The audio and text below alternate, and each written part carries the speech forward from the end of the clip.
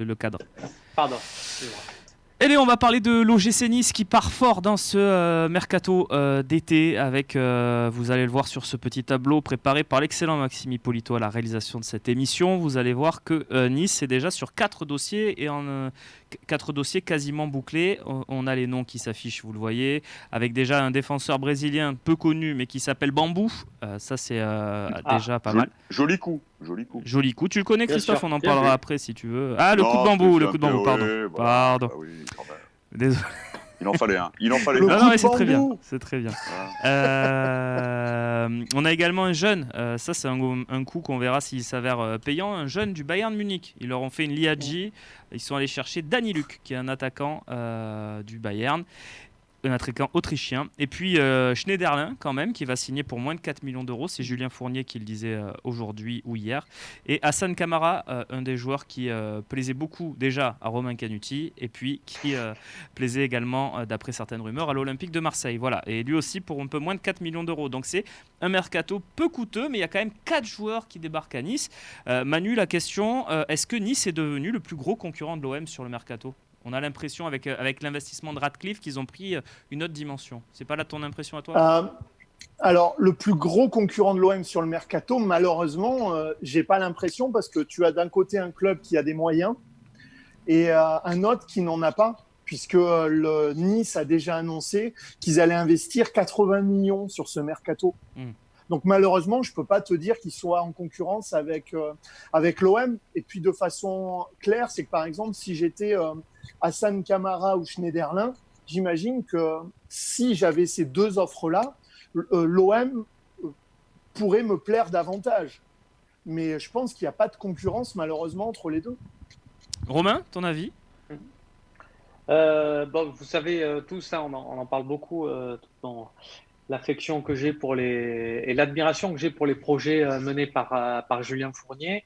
C'est ça. Rappelez-vous, il y a quelques années, là, quand il y avait eu le fameux les 3-8, où on prend Bien sûr. on prend 8 joueurs formés au club, 8 joueurs dont on accepte de perdre de l'argent dessus, et 8 joueurs qu'on veut valoriser. Tu nous avais fait un très joli PowerPoint à l'occasion. C'est vrai, je m'en souviens. On avait mis des noms, il y en avait plein, on ne savait plus où les mettre. Là, des Alessandro, c'était bien, non, c'était encore très au club. bien.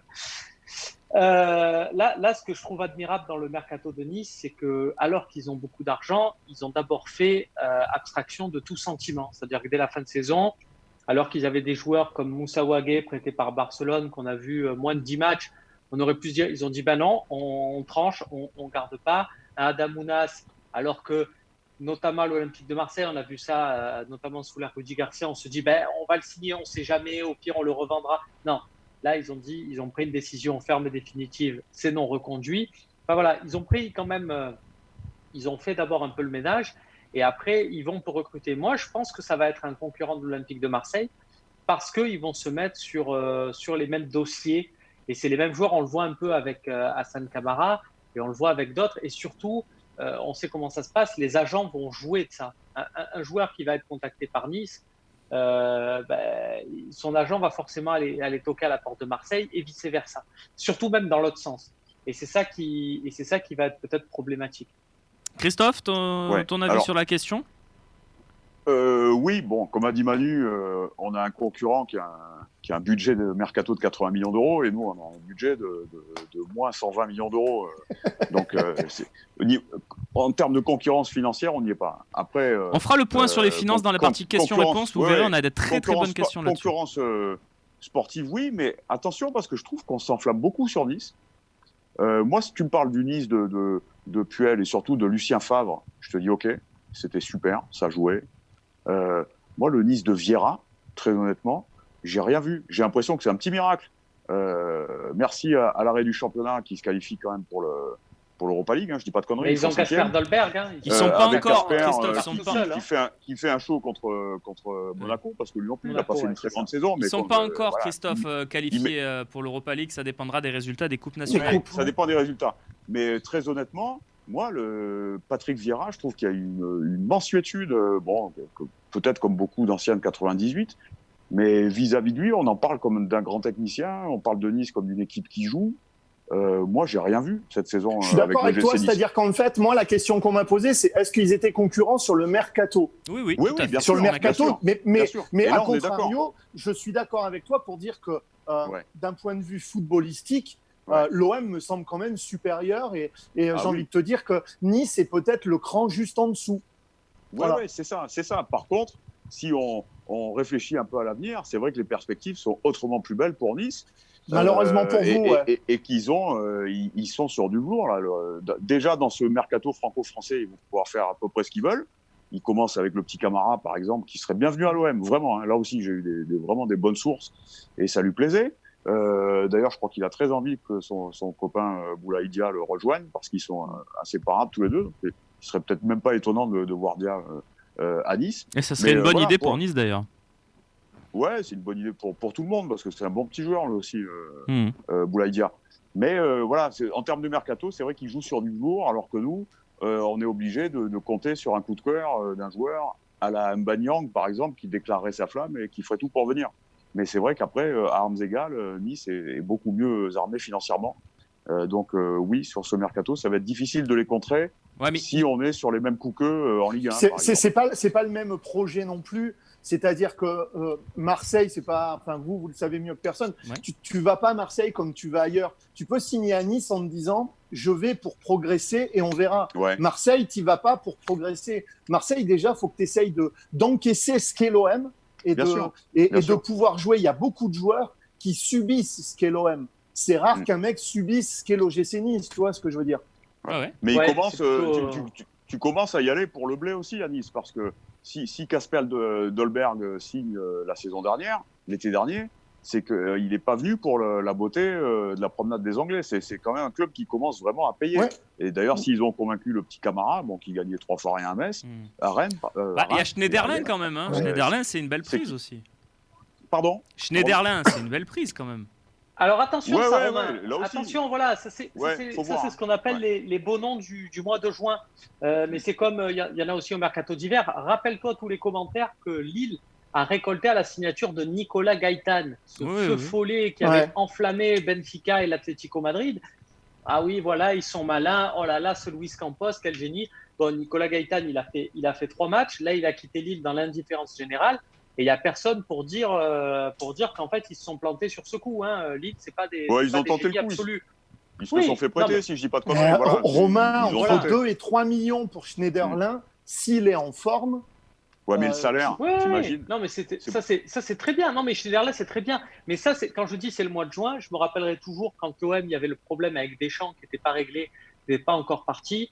Il y avait un journal régional, qui a peut-être le nom de notre région, qui est un quotidien et qui écrivait, qui se plaignait par exemple du fait que l'immobilisme du mercato à Marseille, de la situation, empêchait l'OM d'aller faire un bon coup comme ce joueur prometteur de Valenciennes, Renaud Coad, qui était recruté par Saint-Etienne et que Saint-Etienne allait passer devant l'OM parce qu'ils avaient recruté Renaud Coad.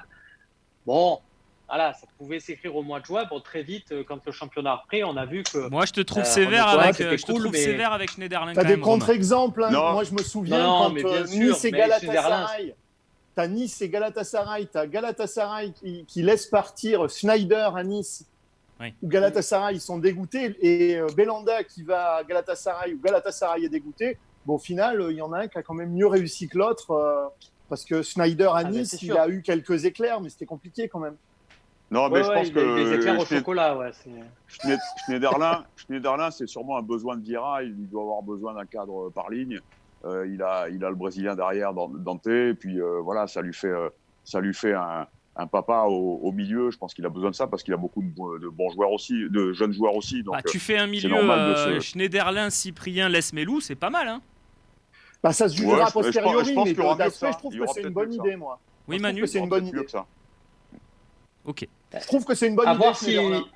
À voir si on peut pas leur piquer Cyprien, parce que Cyprien, je crois qu'il a plus qu'un an de contrat chez eux et que là, il aspire vraiment à aller ailleurs. Il y a eu des promesses de réévaluation de contrat qui n'ont pas été tenues, donc à voir si on peut, moyennant quelques belles ventes, aller le chercher. Moi, si tu te sépares d'un Morgan Sanson et que tu vas chercher un Oui. Cyprien à moindre frais, je trouve ça balade. Et dernière Mais question sur Nice. voilà un Ouais, exemple vas-y, de Christophe. joueur avant et après ligament croisé, hein, Cyprien, hein, parce qu'il y en a eu un avant.